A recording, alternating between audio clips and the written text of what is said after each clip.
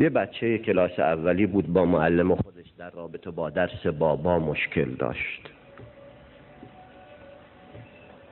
صدای ناز می آید، صدای کودک پرواز می آید، صدای رد پای کوچه های عشق پیدا شد. معلم در کلاس درس حاضر شد. یکی از بچه ها از قلب خود فریاد زد برپا. همه برپا. چه برپایی شده برپا؟ معلم نشأتی دارد، معلم علم را در قلب می کارد، معلم گفته ها دارد. یکی از بچه های آن کلاس درس گفتا بچه ها برجا. معلم گفت فرزندم بفرما جان من بنشین، چه درسی فارسی داریم، کتاب فارسی بردار، آب و آب را دیگر نمیخوانیم، بزن یک صفحه از این زندگانی را. ورقها یک به یک رو شد.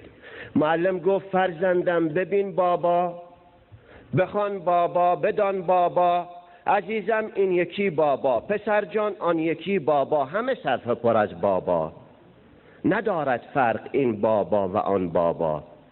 بگو آب و بگو بابا، بگو نان و بگو بابا، اگر بخشش کنی با می شود با، اگر نصفش کنی با می شود با.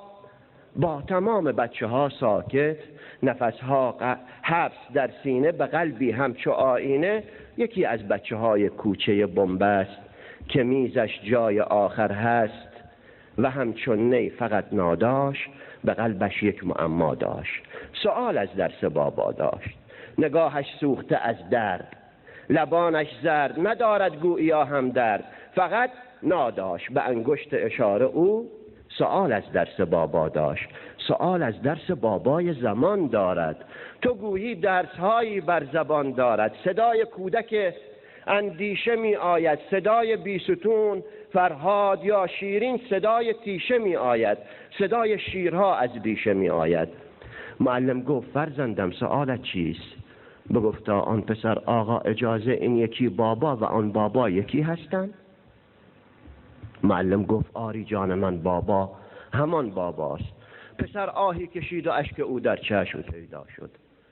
معلم گفت فرزندم بیا اینجا، چرا اشکت روان گشته؟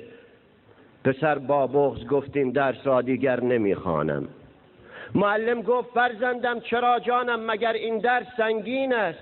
پسر با گریه گفت این درس رنگین است. دوتا بابا یکی بابا، تو میگویی که این بابا و آن بابا یکی هستند. چرا بابای من نالان و غمگین است ولی بابای آرش شاد و خوشحال است؟ تو میگویی که این بابا و آن بابا یکی هستند. چرا بابای آرش میوه از بازار میگیرد؟ چرا فرزند خود را سخت در آغوش میگیرد ولی بابای من هر دم زغال از کار میگیرد؟ چرا بابا مرا یک دم به آغوشش نمیگیرد؟ چرا بابای آرش صورتش قرمز ولی بابای من تار است؟ چرا بابای آرش بچه هایش را همیشه دوست می‌دارد ولی بابای من شلاق را بر پیکر مادر به زور و ظلم می‌کارد؟ تو میگویی که این بابا و آن بابا یکی هستند. چرا بابا مرا یک دم نمی‌بوسد؟ چرا بابای من هر روز می‌پوسد؟ چرا در خانه آرش گل و زیتون فراوان است ولی در خانه ما اشک و خون دل به جریان است؟ تو میگویی که این بابا و آن بابا یکی هستند. چرا بابای من با زندگی قهر است؟ معلم صورتش زرد و لبانش خشک گردیدن، به روی گونه اش اشکی ز دل برخاست، چو گوهر روی دفتر ریخت. معلم روی دفتر عشق را میریخت و یک بابا ز اشک آن معلم پاک شد از دفتر مشقش. بگفتا دانش آموزان بس از دیگر یکی بابا در این درس است و آن بابای دیگر نیست. پاکان را بگیرید ای عزیزانم.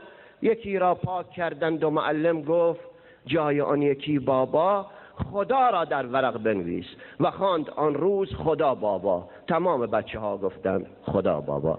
موفق باشید انشاءالله. اینو بعد بگید من نمیتونم ببینم. ممنون خدا. در خدمت خدا.